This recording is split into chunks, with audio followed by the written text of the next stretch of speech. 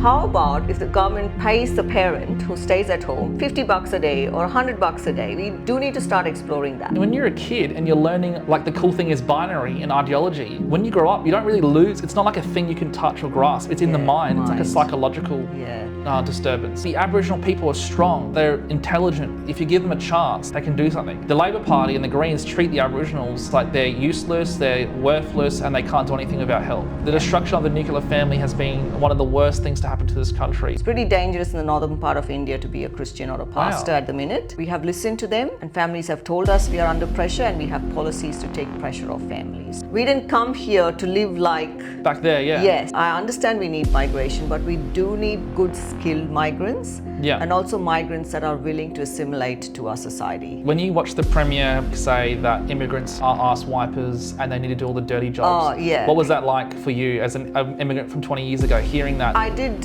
put something up on social media. 10, 20 million. Really? Yeah, Whoa. yeah, like it went crazy. All right, everyone, we have another awesome episode today. We're joined by Family First Deepa Mathew, who's number one on the ticket for the upper house here in South Australia. The election is coming up quite quickly, so I thought it'd be a great opportunity to get her in, have a chat about what Family First are about, who they are, what they represent. So with that, thank you for joining me today, Deepa. How's everything going today?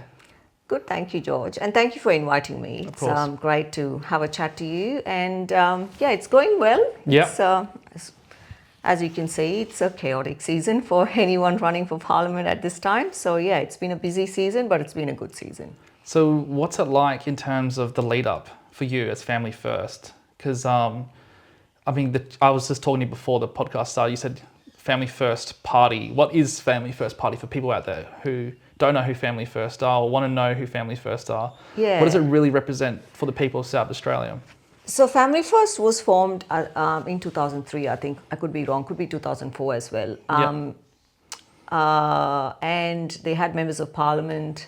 I think it was 2017 where they joined the Australian Conservatives, didn't do well, deregistered. And then in 2021, when the abortion to late term bill was introduced and that went through, I was then again, a few of us thought, we do need to reform Family First again. So we reformed Family First in 2021, ran in the 2022 state election. Our policies or our foundations is basically Judeo-Christian values. That's our foundation of Family First. We are unashamedly pro-life. All our values and our policies comes from that Judeo-Christian base. So when we look at policies for our families, we look at how can we help families thrive. So that is basically Family First in a nutshell. Yeah. And if you have any other questions about our policies, I'm happy to explore. So in terms of policies, what does that look like? Because I'm quite passionate about families. Like, I think, to be honest, one of the biggest reasons why Australia has fallen into what we have today with this mass immigration policies and all this stuff is because of the lack of fertility in this country. Like, people aren't just having families. Like, Australians just aren't having kids. Something like 1.1 per family, which is below extinction levels for this country, which has kind of forced the government to do these radical policies. We're seeing the Albanese government and even past Liberal governments. So what kind of policies do Family First have to kind of promote family, I guess, is the question. Yeah, so before I get to the policies, I'll just, regarding, I think our biggest issue in this country is we have outsourced looking after our children and we've outsourced looking after our parents. Yeah. That's a reality. Kids are in childcare from a very young age and parents are in aged care. So I guess what Family First is looking at or will look at, and our policies are based around how do we keep the family unit together and how do we keep the families together. And regarding fertility rate, I think it will get worse in 20 years to 30 years time, just not in Australia, I think all over the world. I mean, you've seen China's one child policies now binned because they've realized that they will need the workforce in the future. So they have gone, okay, have more children. The same issue you're going to have in India as well. I think by 2015, their birth rate is going to drop drastically by 2050, which means they are also going to have the same issue. They're not going to have enough people in their workforce.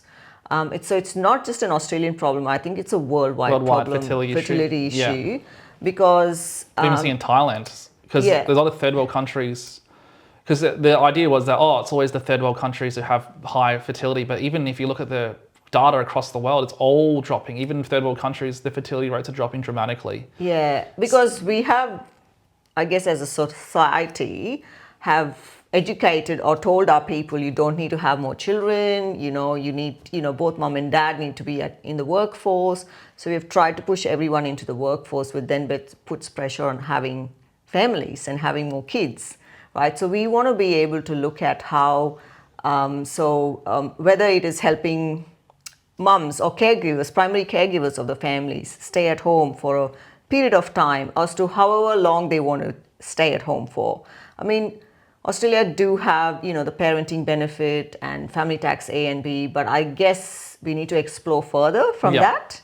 We need to look at how can we keep a parent if a parent wants to stay at home to look after their children till their kids are like, I stayed at home till my daughter was almost 3 years old because I didn't want to put her in childcare. Yeah. So if we have parents who want to stay at home because, and then we give them an option, like instead of, childcare is so expensive these days. It's like $120, $150 a day, which puts a lot of pressure on families. So this election, the state election, we have gone with the message on taking pressure off families.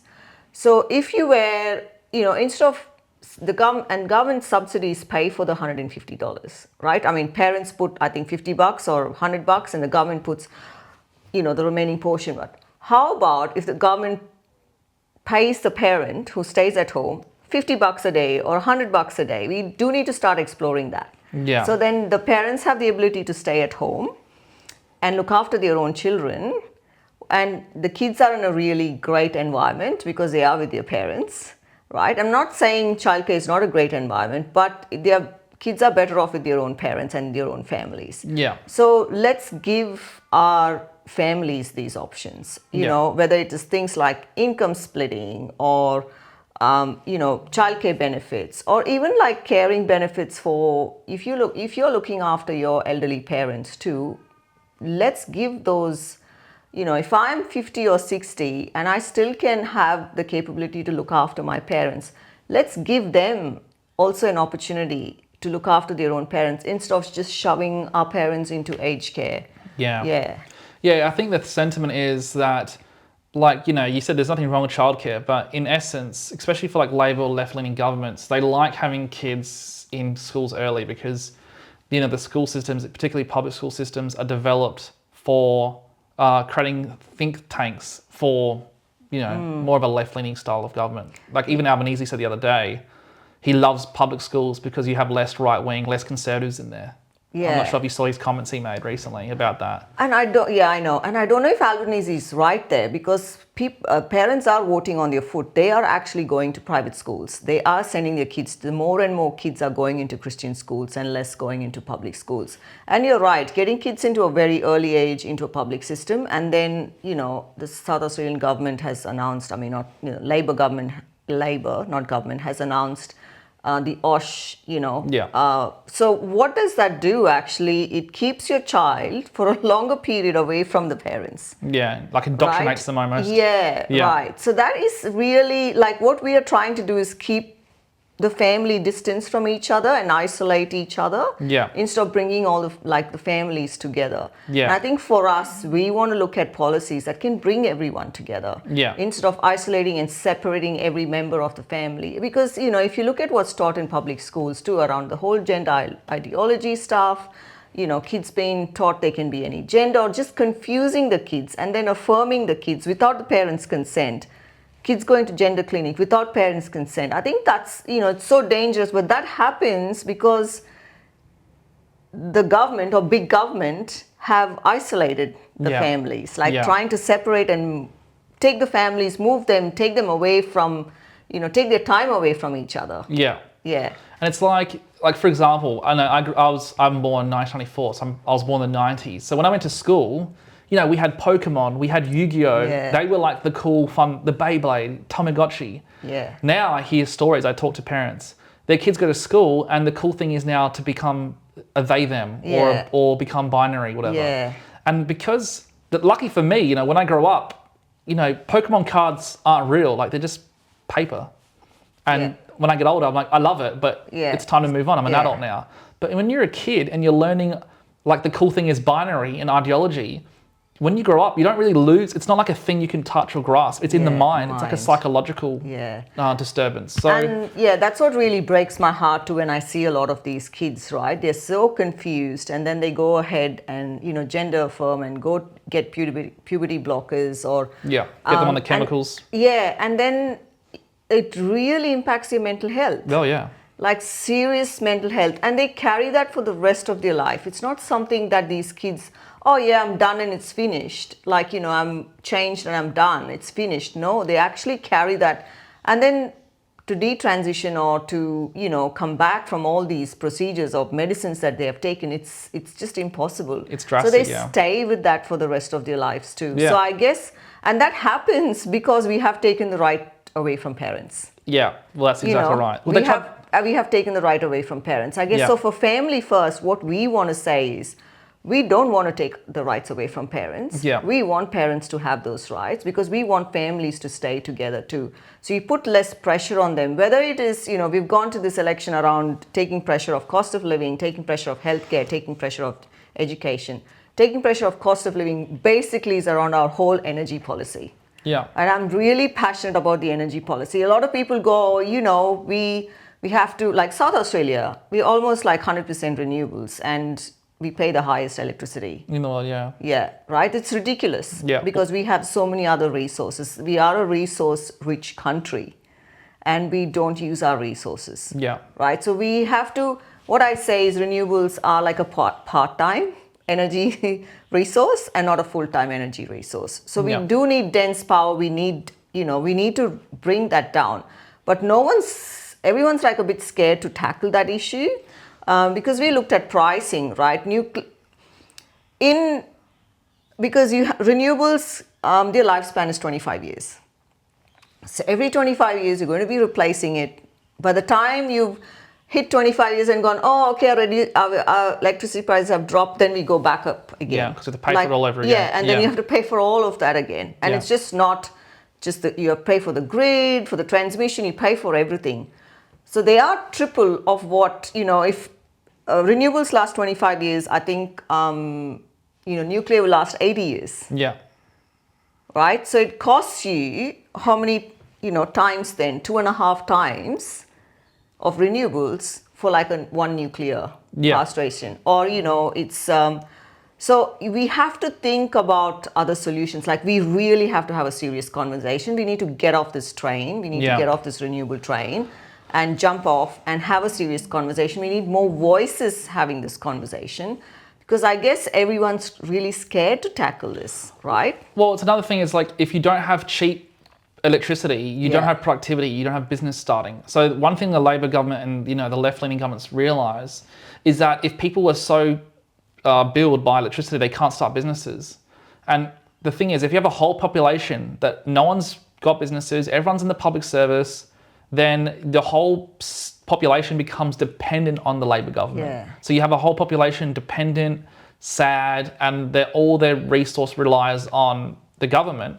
So the reason they don't want the power to be affordable is because it allows more entrepreneurship, more small business, it's cheaper to make things, you can have factories, because factories are expensive. To start a machine, like even TVs, all these cameras, to have these running all day is a very expensive exercise. So you need cheap electricity. If you look at China, the reason why they have such great productivity is because electricity is so cheap in China. Yeah. Very cheap. Double the cheapness of the USA. And that's why their productivity is insane. So it's also a conversation, is it done on purpose to keep us dependent, keep us sad, to keep us on the government, bill, I guess, essentially. Yeah. Another thing is like, my father is an immigrant. This is also important for families, right? The Labor government have used mass immigration to cover up for the lack of family, lack of fertility, all this stuff. But, when my dad comes here or when other immigrants come here, they come here because they want better opportunities for their children. Yeah. Because back in India or China, their kid has to compete with 1 million or 10 million students. Yeah. When they come to Australia, it's one kid versus maybe 10,000, 100,000 kids.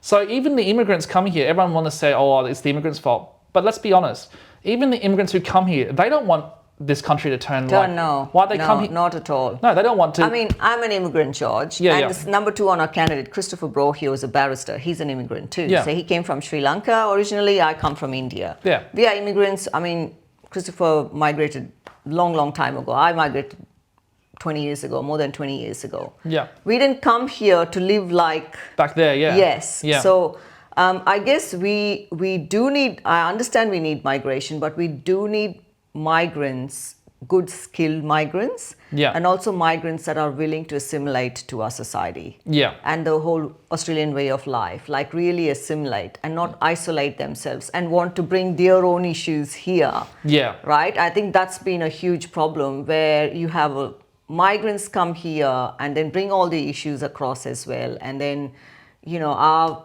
society is then fragmented. But Yeah. that's not why we came here. Yeah, yeah. Right? That's not why we migrated. Yeah. So I understand we do need some form of, we do need migrants because Australia is not going to survive if you Well, we don't don't have kids. migrants. No one's having kids. Yeah, Anglo-Saxons, that's right. come on, starving kids. What are you doing? You're sitting around doing nothing. Anyways. Yeah, so you don't have, we don't have that fertility. Yeah. So you do need migrants, but we really have to look at what kind of migrants we are bringing across. Like Yeah. we need quality migrants, the ones that are willing to contribute to society as well.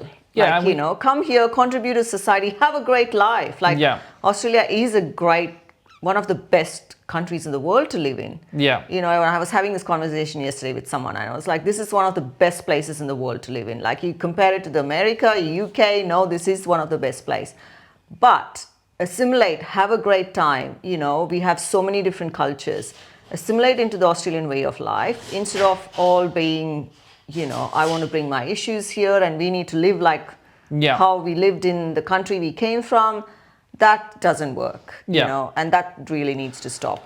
And for the migrants who've come here, new, old, 20 years ago, 40 years ago, when you're in Australia, you don't have to, no one's forcing you to vote Labor. You don't have to vote Labor. No. Like, if you've come here because you want to give your kids the best future possible, then voting for a government that keeps making your dreams possible impossible is not the way forward. You need to realise that no one's kicking you out, right? And you don't have to vote the Labor government. No one's forcing you to do that. And if you want Australia to remain Australia, to have all these opportunities so your kids have better opportunities, less competition, less population, then stop voting for a government that wants the opposite. That's kind of my advice. No one's forcing you to vote a government, Yeah, and I also say this to a lot of people, like most migrant societies are very much based on family, right? They are very tight family units. They're very much around, we look after our families and we all want to stay together, grandparents right? look after the kids. Yes, very same in the like, Greeks. Very, similar, but they don't, I think there's a disconnect between the migrants and realizing, they just go, Labor just supports migration, so let's just support. But they don't realize, actually, no, these guys actually split families and don't have great family policies. Yeah. Just because they're throwing money at you, like, free education, great, public school, free education. The Malinaskas introduced that for this election. Great, but that doesn't mean that they want you to keep the families together. It's not a great, family. I'm not saying free education is not a great family policy. It's a great policy to take maybe cost of living out, but that's just a temporary measure. Yeah, it's short term. Throwing money into something is actually a temporary measure because you can't sustain that for the rest of your... Who's going to pay for it? The migrants. Who's going to pay for it? That's what I tell them. It's not free because you're paying for it through your taxes. And if your taxes are going up, that means you're paying for it. Yeah. So it's not free. So for you, when you watched the Premier the other week say that immigrants are ass wipers and they need to do all the dirty jobs, what was that like for you as an immigrant from 20 years ago, hearing that? Did that hurt your feelings or did that make you feel like, what the hell? Or... Yeah, exactly. And like I did put something up on social media to say I didn't come here to wipe bottoms, wipe bums, I said. I didn't come here to wipe bums, I came here to be Australian. In fact, it went viral. Yeah, okay, good. It went viral across the whole world. Yeah. The whole of India, Times of India picked it up. It's got a highest readership in the world. So it came in the world news, Like, you know, Wow, really? Yeah, it So did. what- yeah. So you should look it up. It's Okay, crazy. I'll look it up because I didn't realize. Because Like 10, 20 million. Really? Yeah, Whoa. yeah. Like it went crazy what because, and I had a lot of friends, doctors, engineers, like skilled, who have migrated here like 50 years ago. Yeah. Like, you know, they all texted me, or even if I saw a few of them yesterday, and they were like, well done, Deepa, because we were thinking about it. We just was like, oh, can't be bothered. Like, you know, these guys are ignorant. They have no idea. Can't be bothered. But we were like thinking about it, and we were like, what the, Yeah, you know, it's what cooked. is this? It's very cooked. Yeah. Yeah, it was a very poor choice of words. Oh, yeah. By Mali, a little bit arrogant, very poor choice of words.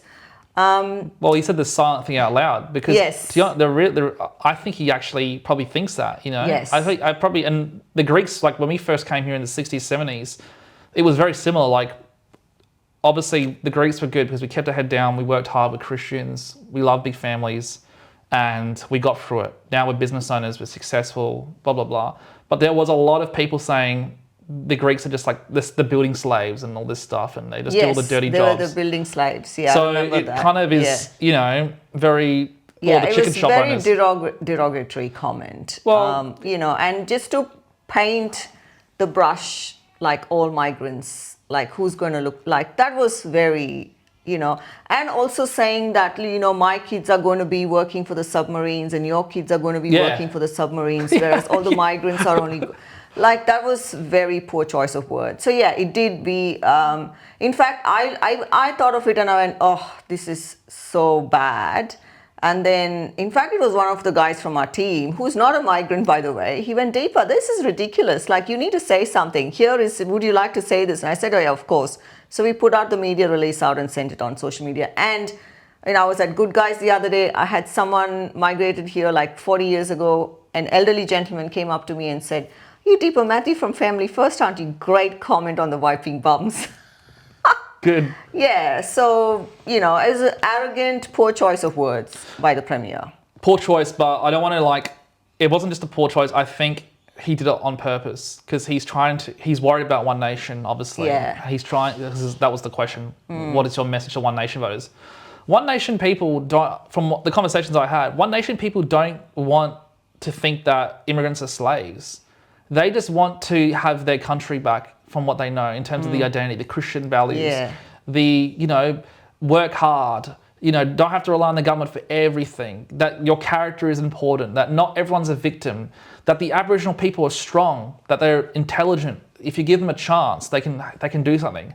The Labor Party and the Greens treat the Aboriginals and the immigrants like they're useless, they're worthless, and they can't do anything without help. And that's very sad. Yeah. Because then what happens is these people, the population, start to believe it. Maybe I am worthless. Maybe I'm just a silly immigrant. Maybe I'm just this. I can't do anything. And then they become sad, and then they become dependent. They become dependent. Really government dependent. And it's just not a very empowering way to have your population live by. And that's kind of the frustrations I think with the Labor government, is like for them to thrive relies on the dependence and weakness of their population, which is quite sad. So I don't know. Yeah, and this is what I say, it's the silent indoctrination of everything that has come through, very silently and very quietly by the left. Yeah. Right? And now people, and even young people, are gone like, no, this is ridiculous. Like, we don't want to support this rubbish, you know. Yeah. We don't want you, because we conducted a lot of research as to really to understand, you know, what families are feeling like before going into this election. And, you know, we heard such sad stories. Yeah. I mean, one dad said, I'm working long hours, I'm earning more income, like I'm making more money than I ever have had, but I'm still under so much pressure. You know, and that's when then we asked him, what's your pressure from? And he said, the bills. Like, it's ridiculous, especially my electricity bills. Like, they're like, I get anxiety opening these bills. Yeah. You know, and then they were like, and then our kids' education, we're always concerned about what's being taught in schools. Like, they don't come home with great numeracy or literacy skills. You know, I had employed young people in the past, you know, out of year 12, they could not even do simple maths, like calculating percentages Or can you tell me what 10% of this is? They just look at me like, how do I do that? Yeah. These are year 12 kids. Yeah. Right? Instead of teaching them these, you teach them all the rubbish that goes on in the schools. Like, the father was like, okay, my daughter is running in, whatever competition for sports day, and then I have a boy running in it.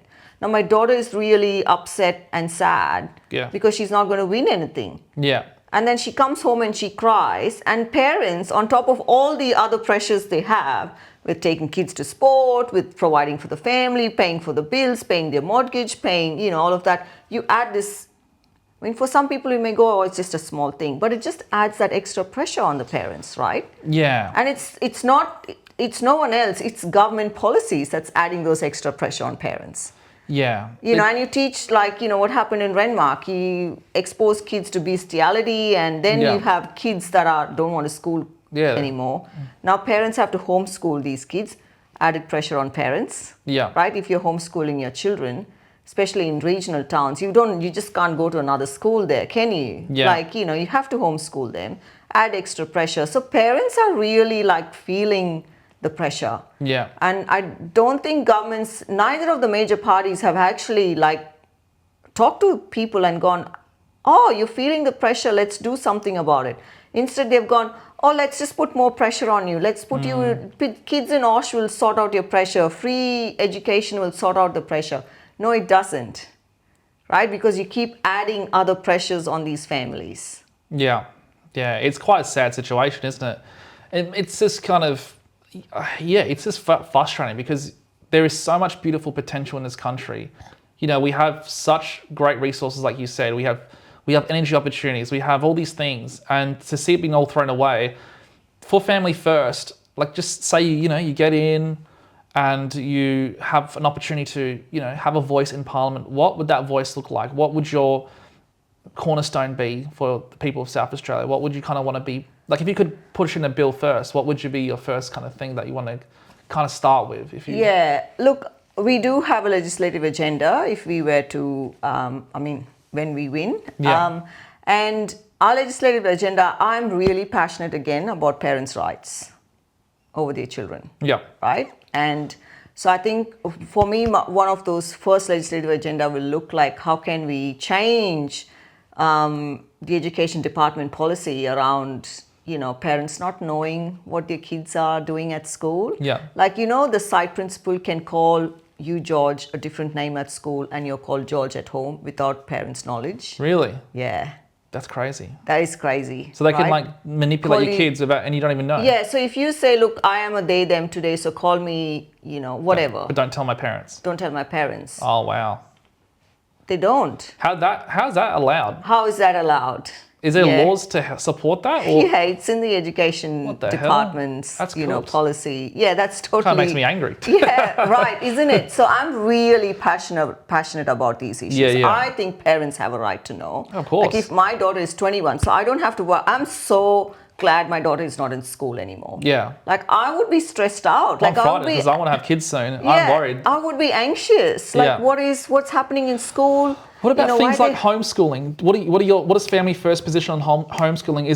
Would you ever introduce policies to help support people who want homeschooling? Of course we will support, because we do need to give parents choices. Some parents want to homeschool their kids. So it's about choice, George. So if you want to, let's give them some kind of support. What does that support look like? Does it financial support for the parents to homeschool, being a parent, parent at home, like I said, and then you want to homeschool them? Or whether it is other benefits, what does that look like? So we will support homeschooling. So I think for me, my first agenda is to introduce like a Parents' Rights Bill. Yeah. What that would exactly call, I don't know, but that's something that'll be my first thing on my agenda, because I think we really have to get off this hiding stuff from parents. It'd be really nice to see... It's a Parental Rights Bill, that's what I will call it. Okay, Parental Rights Bill. I like that. Another thing I'd like is, I see this in Poland, is like tax breaks for families, especially young families. So right now we live in a culture where we tell young women, don't have kids young, freeze your eggs, wait till you're 30, 40.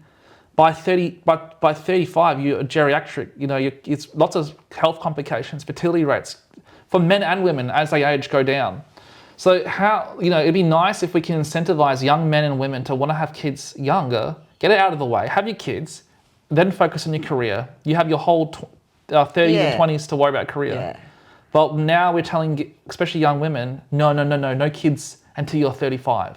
Yeah. Do you think that's workable for a population, especially with our fertility rates so low? No, look, I started working in Australia from the age of 30, Yeah. and I still had a great career, Yeah. right? A great career. I was in banking. I had a great career and so I think this whole push around, you're not going to have a career if you have kids is wrong. Yeah.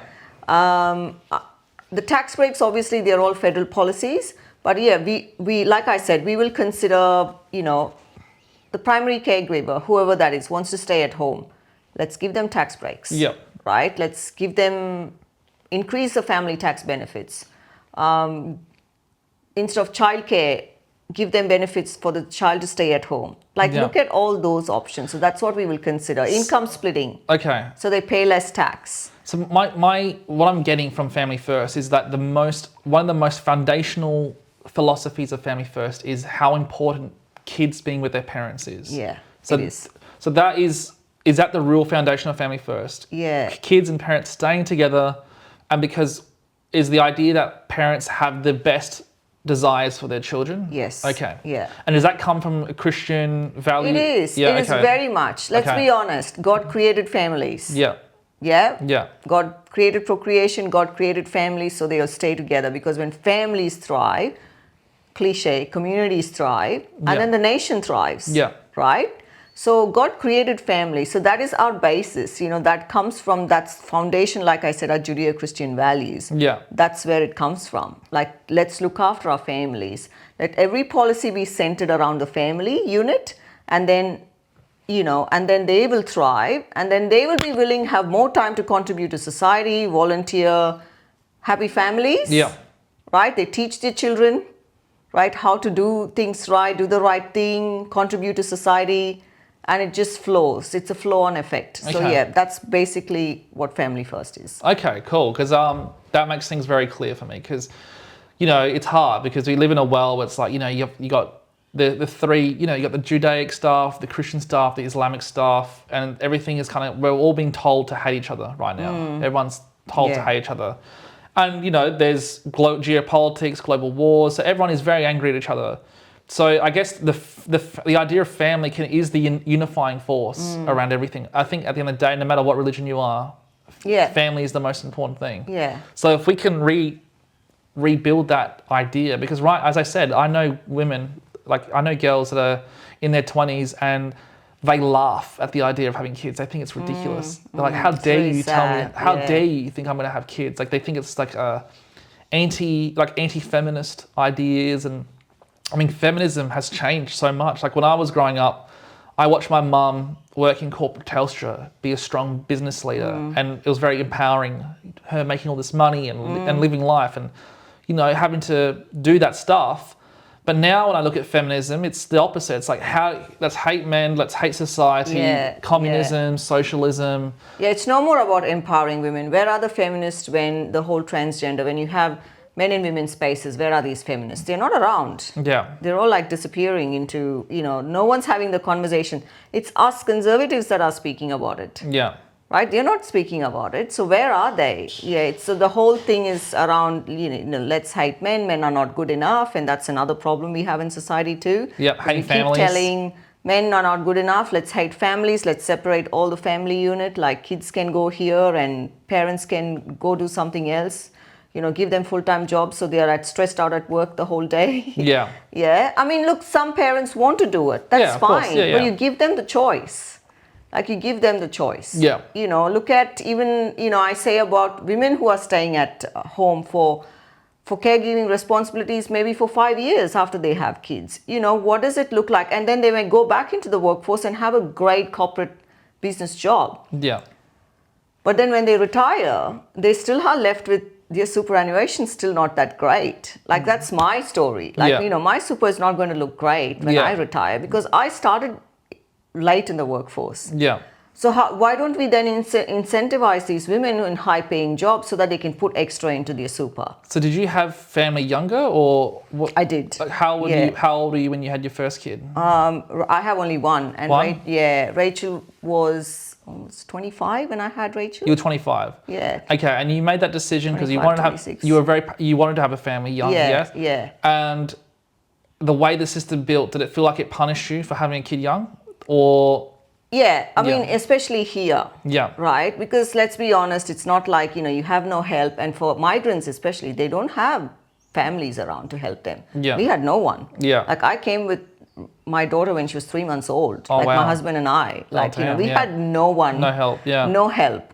So with that, and I wasn't willing to give my child in childcare with some stranger, with being new to the country, and you don't trust, it's not only you don't trust, and that's not a value either, right? So, do you have Christian values in growing up?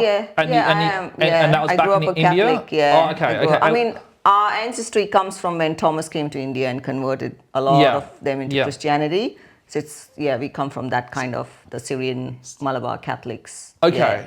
So we've been Christians for thousands of years. Okay, yeah, because I know after Alexander the Great's conquest and the Hellenic combination between the East and the West, it laid the foundations and framework of Christianity, and then the disciples went out and Thomas and all that.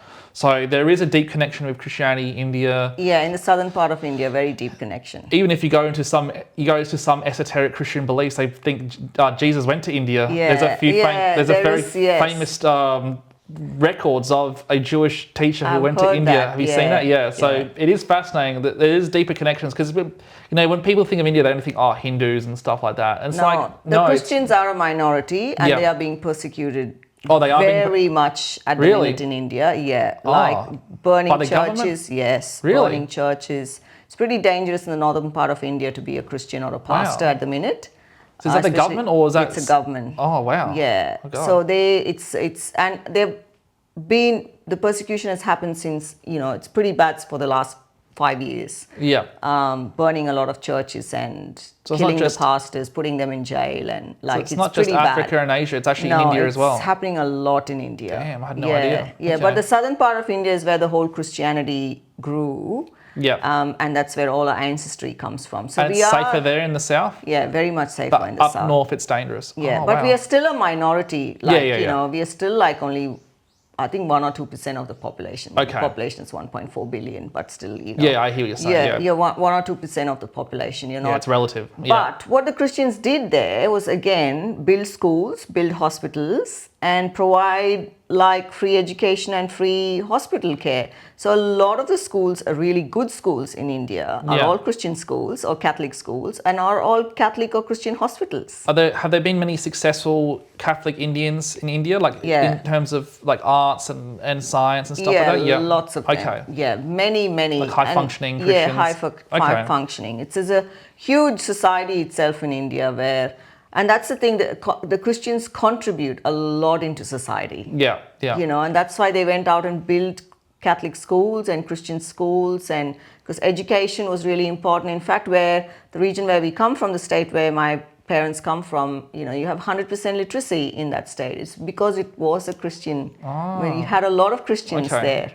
Right, it's the only state in India that's 100% literacy. Wow. Where women were educated better than men were. So women are more educated than the men. But that doesn't mean that there's whole feminism happening there. No, there are very good, thriving families. Yeah. Women traveled overseas in the 60s and 70s from India, which is unheard of from that community. Wow. To work. So it's very much because they had Christian values. Yeah. I think that's an important message. So I didn't know this. So I think a lot of people in Australia should know this stuff, because it's important to the impact Christianity can have. Yeah. Even if you're an atheist, you can be a cultural Christian and understand, you might not believe in God or Jesus Christ, but you can still acknowledge the benefits of Christianity for populations. Because you hear these stories everywhere, and I didn't realize India had this, but it's amazing to hear, because, you live in a world where these things want to be ripped away, but luckily we're seeing Christianity on the rise again, especially in America,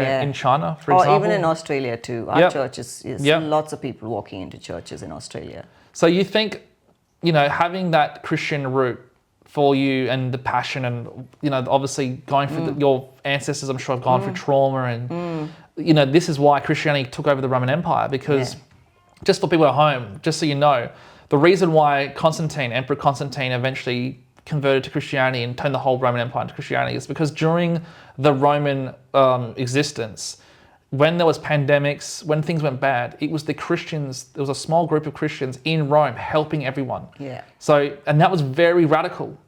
In pandemics, when everyone's sick, everyone's scared of each other. But the Christians during the pandemic were serving everyone, helping. And all the Romans were watching like, what? Who are these Christians helping us?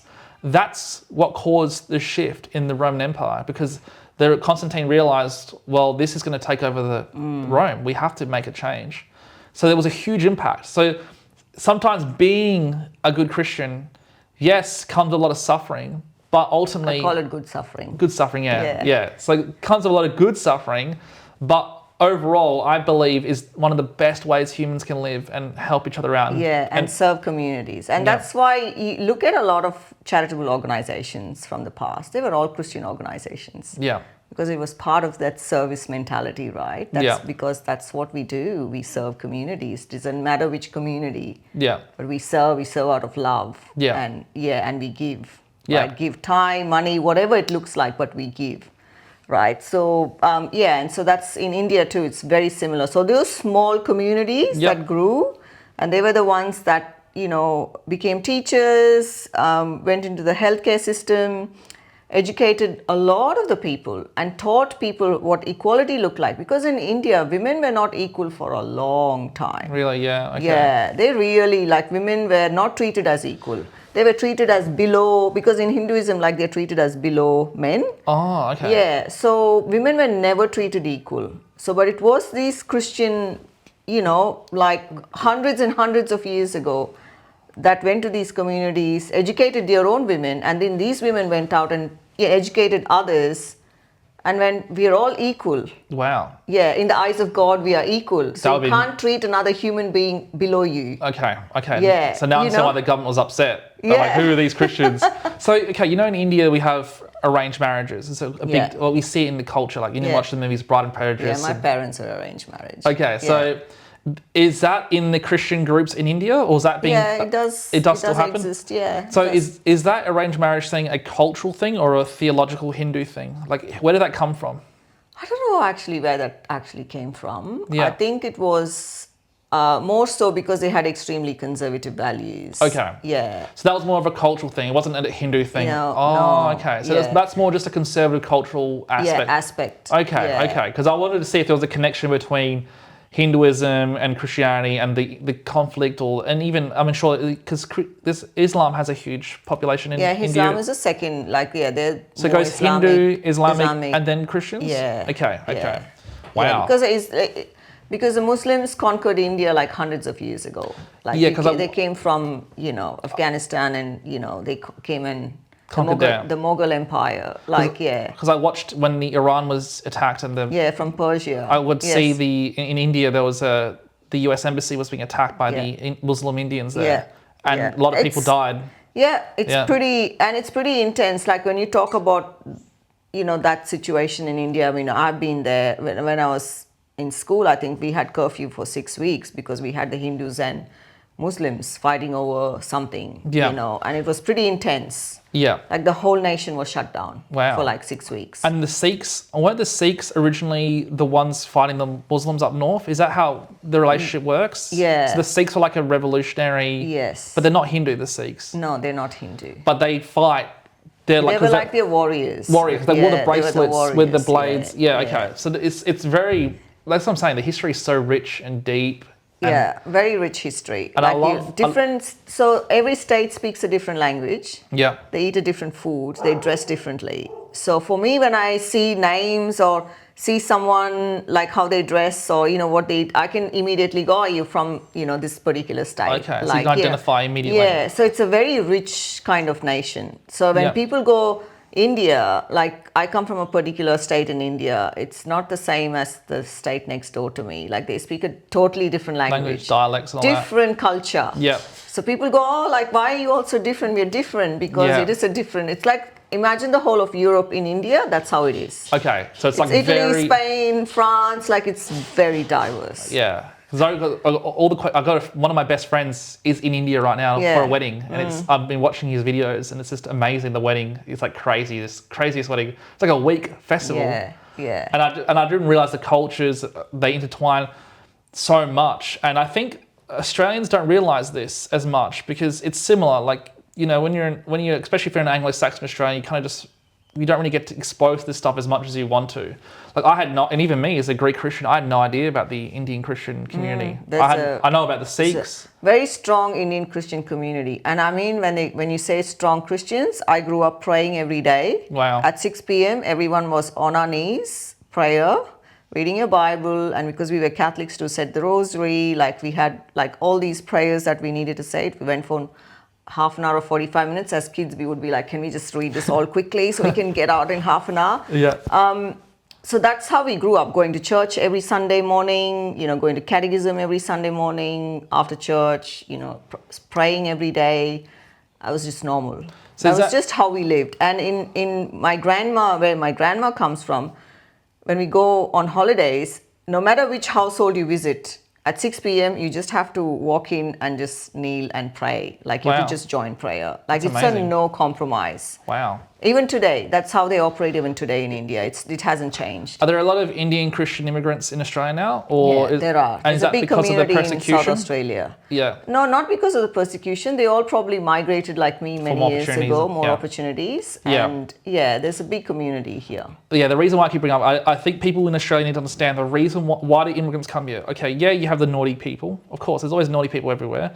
But a lot of people, I got a really good friend, he's Chinese. And he said, why did we come from China to Australia? Because he knows his kids have to compete with millions of people. And in Australia, it's only like a few 100,000. So the probability, the statistical probability of your kid being successful is much higher in Australia than it is in China. Yeah. Because of population.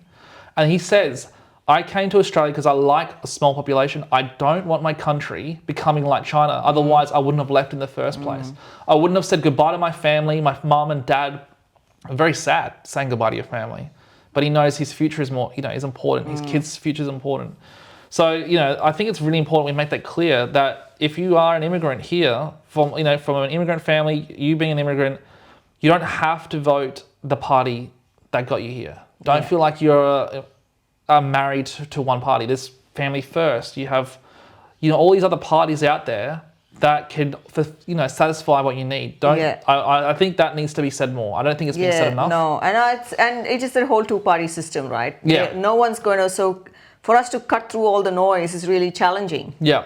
When you're a smaller party, because all they hear is the major parties, and major parties throw a lot of money into everything. Yeah. Right. So it gets really hard for us to cut through. So I think the whole two-party system may all fall apart in 50 years' time, maybe. Yeah. But it is a challenge, and we have to, like, one-on-one, when we have conversations and people look at our policy, go, oh yeah, actually, you have great policies. We vote for you. Yeah. Yeah. The only problem here with the uni party, for example, is that the Labor loves that the Liberal Party's weak. So the Labor Party don't want Liberals to die, because if they die, then they're left with people like you. They're left with people like, One Nation. They're left with the other parties who want to fight. Yeah. The last thing they want is the Liberal Party dying. Yeah. So they'll make the Liberal Party very weak, but they won't put the final nail in, because they need a weak party, and then they can have power forever. Yeah. So I guess the biggest threats for Labor are people like the Family First, are the parties out there. So I guess for our audience who are listening right now, what's the most important messages you have for voters when they're considering, if they're considering Family First, why should they vote for Family First? I think if you want to protect parents' rights, and if you want to stay with your families, you want to vote Family First. You want to take the pressure off your family, you want to vote Family First, because we have listened to them, and families have told us we are under pressure, and we have policies to take pressure off families. I didn't talk about healthcare as well. Like, Labor went and promised to get rid of ramping. They'll Yeah. fix ramping. Have they? They No, haven't. it's like 4 times worse now. Finding a GP is so hard when your kids are sick. Yeah, it's like 6 months, 4 months waiting list. Parents are like stressed out, right? We don't know what, then you run into emergency and you sit in emergency for 6 or 7 hours Yeah. with your kid. I've done that. Yeah, I fractured my toe and I was 9 hours. Yeah. Emergency. My daughter was young and she put a straw in her throat and, she was all bleeding. We went into emergency and sat there for 7 hours. It's ridiculous. Yeah. Right? So people and that puts pressure on parents. Like, you have to get to work next day. Yeah. You have to do, life Yeah. is just, no one's going to be like, oh, I'm sorry, I'm not sick. So you have to, so for those reasons, we want to take pressure off families.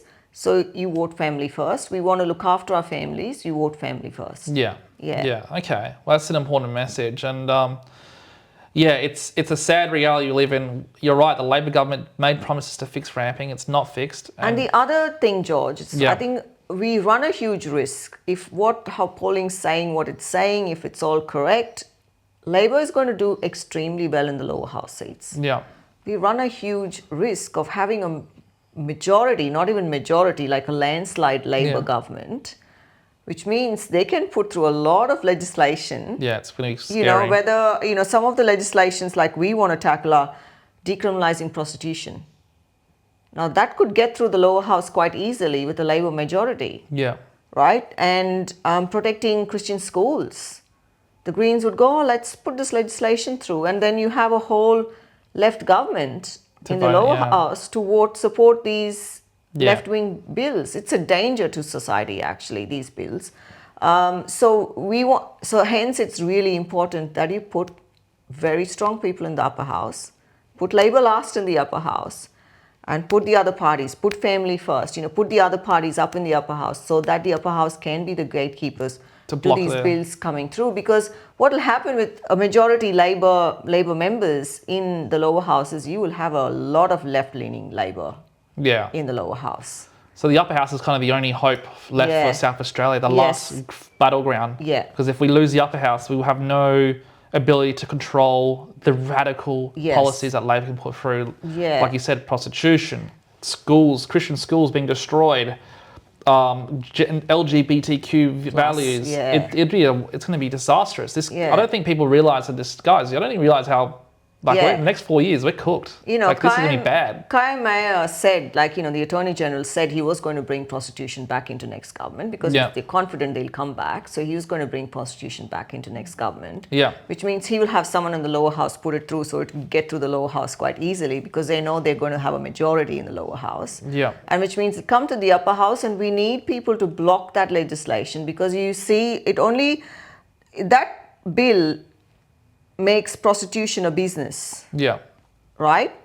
And they So- use that as like, oh, we're protecting prostitutes. That's what they say. No, you don't protect women. that's what they say. That's their excuse. You're protecting brothels and pimps. Yeah. Like brothel owners and Men pimps. who make money, Yeah, like OnlyFans, Yeah, it's a perfect that's right. example. Women are going to be trafficked and abused. Look Yeah. at what's happened in Victoria. Yeah. That's exactly what's happened in Victoria. So you can't...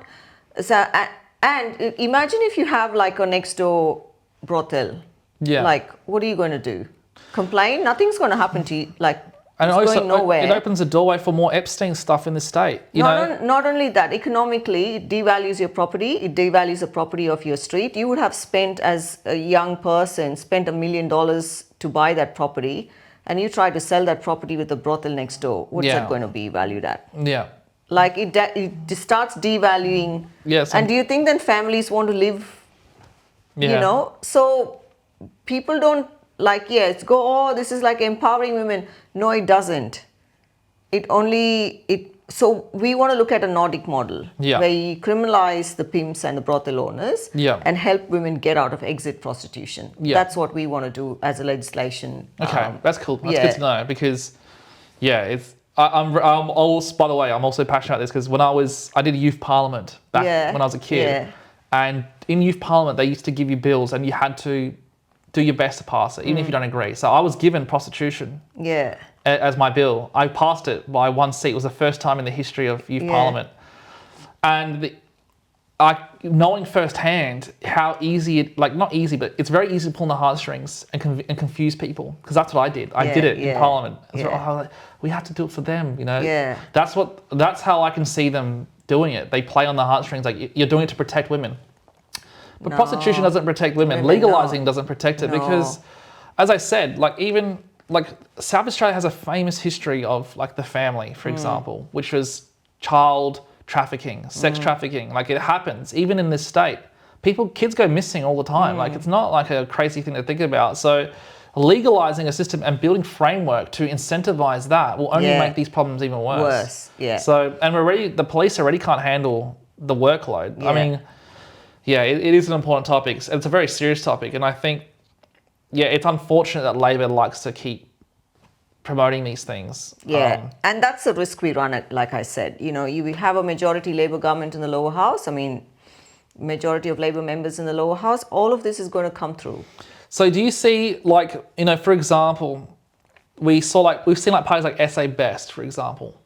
They're very left-leaning. Yeah, but they pretended, when they first joined, they pretended they were like very conservative. And like even like I had a go at Connie recently because she had a go at Corey Bernardi, but she didn't say anything about the Premier. She didn't have a go at the Premier for what he said about immigrants, calling them ass wipers. So I was very upset. You probably saw I was very upset and reached a lot of hundreds of thousands of people, right? But like, how can people at home feel like family first won't fall down the same trap, you know? Do you have like... Our constitution is Judeo-Christian value constitution. Okay, so so our if you don't have those values, you really can't run for family first. Okay, so the cornerstone of family first's constitution is built around like those values. So it's like solidified. So if there were some sneaky people trying to come to family first, you would be able to spot it out and be like, no. Oh no, we vet our people. Okay, cool. We vet everything. You know, what church they go to, how much they contribute to community. Like we ask them all these questions. Okay, so it's very strict, very like proper organisation. There's no positions for a trap. Essentially. Okay, that's good to know because people get scared about that. Which is, you know, I had to ask you because I've seen that before. You know, this party comes in, they offer these amazing things, they get in, and then they do the opposite, and you're like, what? Well, I didn't vote for this. It's very sad. So, look, Deepa, I really enjoyed the chat we had. I got to learn so much more about you that I didn't realise. I hope my audience did as well. But yeah, it was fascinating. And thank you so much for just being open and sharing about these things because, obviously, look, family is very important. And, you know, the name Family First makes sense. You want to put family first. If you don't have a cornerstone of family in this country, all of our problems arise from that. The destruction of the nuclear family has been one of the worst things to happen to this country. So, you know, I really do hope you can make a big difference. Thank you. And whatever the results look like, you know. Thank you, George. And even if, my message to you is no matter what happens, never give up. People are watching. Things will get worse before they get better. But we need people like you to step in when it does get bad to help us.